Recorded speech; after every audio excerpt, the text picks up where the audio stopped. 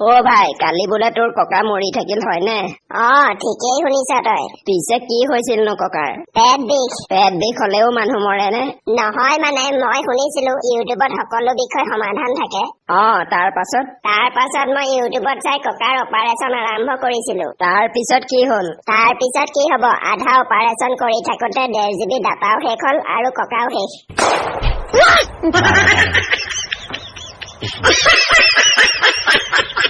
যিসকল ৰাতিপুৱা দেৰিকৈ শুৱাৰ পৰা উঠে তেওঁলোক এলেহুৱা নহয়, মাথো তেওঁলোকৰ সপোনবোৰ ডাঙৰ, শেষ হবলৈ টাইম লাগে।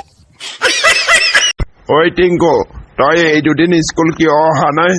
ছাৰ, মোৰ আইতা ঢুকাল। কি যোৱা 2 বছৰত 4বাৰ আইতা ঢুকোৱাৰ অজুহাত দিছ? ফাঁকি দিবলৈ আৰু ঠাই নাপালি?